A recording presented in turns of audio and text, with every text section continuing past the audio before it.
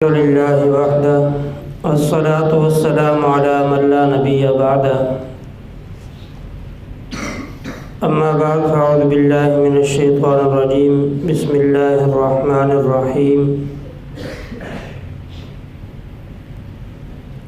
یہ سورۃ الفاتحہ کل مختصر تشریح کے ساتھ مکمل ہو گئی تھی۔ بطور خلاصہ چند چیزیں جو ہمیں سورۃ الفاتحہ سے سمجھ میں آتی ہیں، وہ ان میں سے پہلی چیز یہ ہے کہ اللہ تعالیٰ نے ہمیں سورۃ الفاتحہ کے اندر دعا مانگنے کا طریقہ سکھایا ہے کہ اللہ تعالیٰ سے دعا مانگنی ہو اس کے لیے طریقہ کون سا اختیار کرنا چاہیے۔ سب سے پہلی چیز یہ ہے کہ جب ہم دعا کا آغاز کریں تو اللہ تعالیٰ کی حمد و ثنا بیان کریں، اللہ تعالیٰ کی پاکی بیان کریں، اللہ تعالیٰ کی بڑائی بیان کریں۔ یہ دعا کی ابتدا میں اس کے بعد اپنی عاجزی اور انکساری کا اظہار کریں اللہ تعالیٰ کے سامنے کہ اے اللہ، جو کچھ بھی ہمارے پاس ہے وہ آپ کا دیا ہوا ہے، ذاتی طور پر ہمارے اندر کوئی کمال نہیں ہے۔ جو سب کچھ ہمارے پاس موجود ہے، مال ہے، اسباب ہے، دیگر نعمتیں ہیں، سب کچھ آپ کا دیا ہوا ہے، ہمارے پاس کچھ بھی نہیں ہے۔ اپنی عاجزی اور انکساری کا اظہار کریں۔ اس کے بعد ایک چیز جو حدیث مبارک میں آتی ہے وہ یہ ہے کہ رسول اکرم صلی اللہ علیہ وسلم پر درود شریف کا ہدیہ بھیجیں۔ اس کے بعد اپنے لیے جو حاجت ہو وہ حاجت اللہ تعالیٰ سے مانگے۔ اس طرح اگر دعا مانگی جائے تو دعا کی قبولیت کے امکانات زیادہ ہوتے ہیں۔ ویسے تو اللہ تعالیٰ دعا قبول فرماتے ہیں، لیکن اس طریقے پر دعا کی جائے تو اللہ تعالیٰ اس دعا کو زیادہ قبول فرماتے ہیں۔ ایک تو ہمیں اس صورت سے دعا مانگنے کا طریقہ سمجھ میں آیا کہ اللہ تعالیٰ سے ہم نے دعا تو مانگنی ہے، لیکن دعا کس طریقے سے مانگنی ہے۔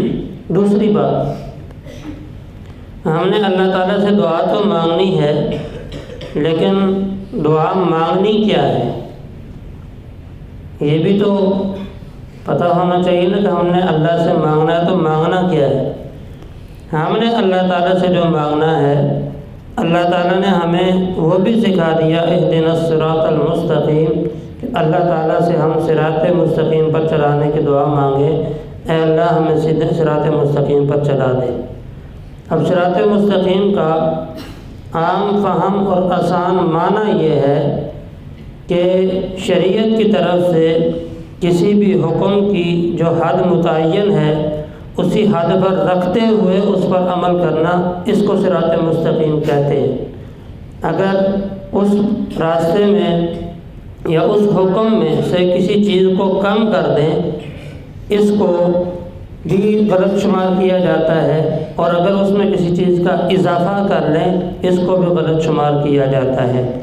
اگر شریعت کی متعین کردہ حدود کو، شریعت کے متعین کردہ اس مسئلے کی حیثیت کو کم کر کے بیان کیا جائے اسے کہتے ہیں الحاد، اور اگر اس کو اس کی حیثیت سے بڑھا کر بیان کیا جائے، اس کو اس کی حیثیت سے بڑھا کر اس پر عمل کیا جائے، اس کو کہتے ہیں بدعت۔ تو شریعت میں نہ الحاد اچھی چیز ہے نہ ہی بدعت اچھی چیز ہے، بلکہ اعتدال پسندی یہ شریعت کو مطلوب ہے ہر چیز میں، چاہے وہ عقائد ہوں، چاہے وہ اعمال ہوں، چاہے وہ ہمارے دنیاوی دیگر معاملات ہوں، تمام چیزوں میں ہم سے اعتدال کا مطالبہ کیا گیا ہے۔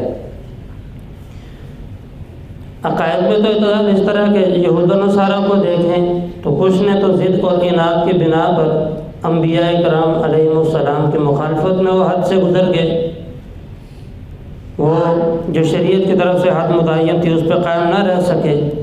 اور عیسائیوں کی طرف دیکھیں تو انہوں نے انبیاء کرام کی محبت میں اتنے آگے بڑھے کہ ان کو خدا تک کا درجہ دے دیا، خدا کے بیٹے تک کا درجہ دے دیا، حالانکہ نہ اللہ تعالیٰ کے مقابل کوئی ہو سکتا ہے، نہ ہی اللہ تعالیٰ کی اولاد ہو سکتی ہے۔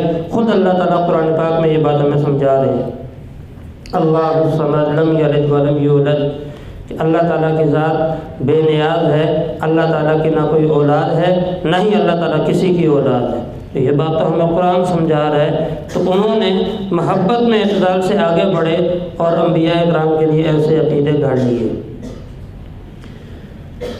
تو اعتدال عقائد میں بھی، اور اہل اسلام کو دیکھیں تو اہل اسلام نے انبیاء کرام علیہ السلام کو وہ مقام، وہ مرتبہ دیا ہے جو مقام اور مرتبہ شریعت سے ثابت تھا، اور جو مقام اور مرتبہ ان کو شریعت نے دیا تھا، اللہ تعالیٰ کی طرف سے ان کو ملا تھا، اسی درجے پر رکھتے ہوئے اہل اسلام نے انبیاء کرام علیہ السلام پر ایمان لایا ہے۔ اور انبیاء کرام پر، تمام انبیاء کرام پر ایمان لانا یہ ہمارے بنیادی عقائد میں سے ہے۔ اگر انبیاء کرام پر ہم ایمان نہ لائیں، ہمارا ایمان کامل نہیں ہوتا، ہم مومن شمار نہیں ہوتے۔ تمام انبیاء کرام کو اپنے اپنے دور کے مطابق پر حق ماننا یہ ہمارے لیے لازمی اور ضروری ہے۔ نہیں مانیں گے تو ہم مومن نہیں ہوں گے۔ تو یہ اہل اسلام کا عقیدہ ہے۔ پہلے ادوار میں دیکھیں تو ایک قوم ایسی تھی، ایک تو اپنے نبی کی بات نہیں ماننی، دوسرے نبی کی بھی مخالفتیں کرتے تھے، ان کی مذمتیں بیان کرتے تھے۔ لیکن ہمارے ہاں ایسا نہیں ہے، ہم اپنے نبی حضرت محمد صلی اللہ علیہ وسلم کی تعلیمات پر بھی عمل کرتے ہیں اور دوسرے انبیاء کی تنقید بھی نہیں کرتے۔ یہ اعتدال کا راستہ ہے۔ اسی طرح اعمال میں اعتدال کا راستہ کیا ہے کہ جو عمل شریعت کی طرف سے متعین ہوا ہے، اس عمل کو اسی حیثیت پر رکھتے ہوئے عمل کرنا یہ شریعت میں مطلوب ہے۔ اگر اس حد سے بڑھا کر اس عمل کو کریں گے یہ بھی غلط، اس سے کم کر کے اس کام کو کریں گے یہ بھی غلط۔ میں اشارتاً ایک مسئلہ جو اسی سورۃ الفاتحہ میں آیا ہے اسی کی طرف اشارے سے بات سمجھاؤں گا۔ جو چوتھی آیت تھی اس سورت کی، ایاک نعبد و ایاک نستعین، کہ اے اللہ ہم آپ ہی کی عبادت کرتے ہیں اور آپ ہی سے مدد طلب کرتے ہیں۔ اب استعانت، مدد مانگنا، یہ دو طرح کی ہوتی ہے۔ میں نے اس دن بھی عرض کیا تھا کہ ایک مدد ہوتی ہے اسباب کے درجے میں، اور ایک مدد ہوتی ہے اسباب کے درجے سے ہٹ کے۔ اسباب کے درجے میں جو ہم مدد مانگتے ہیں وہ تو دنیا والوں سے مانگ سکتے ہیں، اسباب کے درجے سے ہٹ کے دنیا والوں سے مدد نہیں مانگی جا سکتی۔ تو ایسی مدد جو اسباب کے درجے سے ہٹ کے ہو، یہ اگر ہم دنیا والوں میں سے کسی سے مانگے، چاہے وہ کتنا بڑا اللہ کا ولی کیوں نہ ہو، چاہے ہم کسی نبی کی قبر پر ہی موجود کیوں نہ ہوں، اسباب کے درجے سے ہٹ کر ہم نبی کی قبر پہ جا کے نبی سے بھی مدد نہیں مانگ سکتے۔ اور اگر اسباب کے درجے میں آئیں تو وسیلہ دے کے، ہم بزرگوں کا وسیلہ دے کے بھی دعا مانگ سکتے ہیں۔ تو یہ شریعت نے ایک حد متعین کی ہے۔ اب اس اعتبار سے دیکھیں تو بعض لوگوں نے یہ کہا کہ بھائی صرف قرآن اور صرف حدیث کی بات مانیں گے، اس کے علاوہ یا آپ صلی اللہ علیہ وسلم کی بات مانیں گے، کسی اور کی بات نہیں ماننی، کسی ولی، کسی امام، کسی فقیہ کی بات کو نہیں ماننا۔ کچھ لوگ اس طرح کے گزرے، اور کچھ لوگ اس طرح کے گزرے، انہوں نے اولیاء کرام کو، ائمہ کو اتنا درجہ دے دیا کہ وہ انبیاء کرام سے بھی آگے لے گئے ان کو۔ تو کچھ وہ لوگ تھے جنہوں نے اولیاء کرام کا بالکل انکار کر دیا، اور کچھ وہ تھے جو محبت میں اتنے آگے بڑھے کہ ان کو انبیاء سے بھی بڑھا دیا۔ اور اعتدال کی رائے یہ تھی کہ اولیاء کرام کو انبیاء سے کم درجے پہ مانتے ہوئے ان کا وسیلہ دے کے ہم دعا مانگتے، اے اللہ یہ آپ کے مقرب بندے ہیں، ان کا آپ کے ساتھ قریبی تعلق ہے، ان کی برکت سے اللہ ہمارا یہ کام بنا دیجیے۔ بنانا اللہ نے ہے، بنانا اس پیر ولی یا نبی نے نہیں ہے، بنانا اللہ تعالیٰ نے ہے۔ اس عقیدے سے مانگے تو ٹھیک ہے، اسی قبر والے سے مانگے یہ غلط ہے۔ تو راہ اعتدال اعمال میں یہ ہے، جیسے میں نے ابھی عرض کیا کہ ہم مدد مانگیں اللہ تعالیٰ سے، ذریعہ کسی اور کو بنائیں۔ یہ ایسے ہی ہے جیسے ہمارے ہاں ہم نے کسی بڑے کے پاس جانا ہو، اس تک ہماری رسائی ممکن نہ ہو۔ ہم نے وزیر اعظم کے پاس جانا ہے، صدر کے پاس جانا ہے، ہم براہ راست جائیں تو نہیں جا سکتے۔ کیوں؟ ہماری اس کے نظر میں قدر ہی کوئی نہیں ہے۔ ٹھیک ہے، ہم اگر سیدھے جائیں گے تو شاید ہمیں دھتکار کے بھیج دے، لیکن اس کے کسی قریبی وزیر، مشیر وغیرہ سے تعلق بنائیں، تعلق بنانے کے بعد اس کے پاس جائیں، ہماری بات بھی سنے گا۔ کیوں؟ اس کے ساتھ اس کا تعلق ہے، یہ بات میں نے سمجھانے کے لیے عرض کی ہے، یہ مقصد نہیں ہے کہ اللہ تعالیٰ کے بندوں کے ساتھ ایسا ہی تعلق ہے، ایسا نہیں ہے۔ اللہ تعالیٰ تو ہر بندے پہ غفور الرحیم ہے، اللہ تعالیٰ ہر بندے پہ رحم کرنے والے ہیں۔ یہ بات میں نے صرف اپنے سمجھانے کے اعتبار سے آپ کو عرض کی ہے یہ مثال۔ تو اللہ تعالیٰ سے جن لوگوں کا قریبی تعلق ہے ان کا واسطہ دے کہ ہم دعا مانگیں گے، اس کی برکت سے اللہ تعالیٰ کا قرب ہمیں بھی نصیب ہو جائے گا، مقصد یہ ہوتا ہے۔ تو ایک تو یہ چیز کہ اعمال اور عقائد ہر چیز میں ہمیں اعتدال کا راستہ اختیار کرنا چاہیے، نہ حد سے بڑھنا چاہیے اور نہ حد سے نیچے اترنا چاہیے۔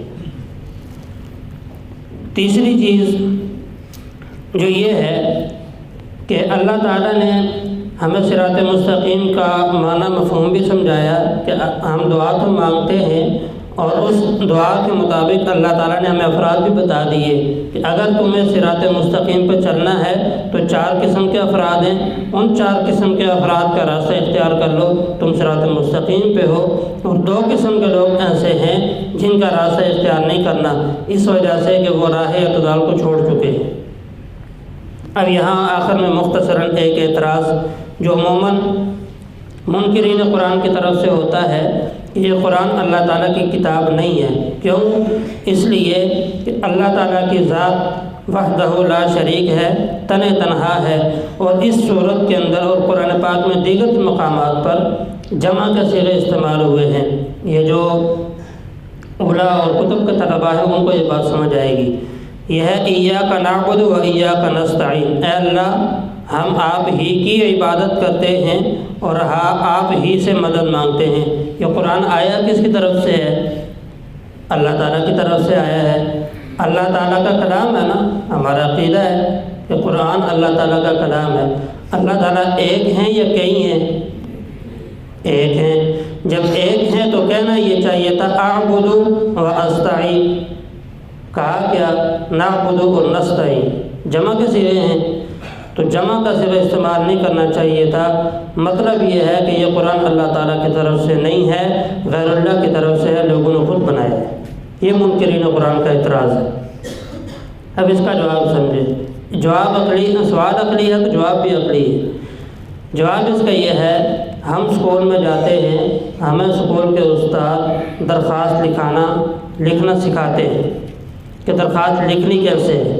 اس پہ وہ کیا کہتے ہیں، استاد کیا کہہ رہے ہوتے ہیں، لکھ استاد رہے بورڈ پہ، یہ مؤدبانہ گزارش ہے فلاں فلاں فلاں فلاں فلاں، ٹھیک ہے۔ حالانکہ چھٹی کس نے لینی ہے؟ طالب علم نے لینی ہے، شاگرد نے لینی ہے، استاد نے تو نہیں لینی۔ وہاں بھی وہ ادب والے صیغے استعمال کر رہا ہوتا ہے، اصل مقصد سکھانا ہوتا ہے۔ یہاں بھی اللہ تعالیٰ ہمیں سکھا رہے ہیں، مجھ سے مانگنا ہے تو مانگنے کا طریقہ کیا ہے۔ سمجھ آ گئی بات؟ اللہ تعالیٰ ہمیں سکھا رہے ہیں، بتا رہے ہیں طریقہ۔ دوسرے الفاظ میں کہیں کہ جیسے ہم اپنے بچوں کی تربیت کرتے ہیں، اس طرح اللہ تعالیٰ اپنے بندوں کی تربیت فرما رہے ہیں۔ تو اس لیے یہ بات کوئی بعید نہیں ہے کہ قرآن پاک میں جمع کے صیغے استعمال ہوئے ہیں، اس لیے یہ قرآن پاک جو ہے اللہ تعالیٰ کی طرف سے نہیں ہے بلکہ بندوں کی طرف سے ہے۔ یہ کوئی اعتراض نہیں ہے، یہ ان کی غلط فہمی ہے اور عقل کی خرابی ہے اور کچھ نہیں ہے۔ اللہ تعالیٰ ہمیں قرآن پاک کی صحیح سمجھ عطا فرمائے۔ وآخر دعوانا الحمد للہ رب العالمین۔ الحمد للہ وحدہ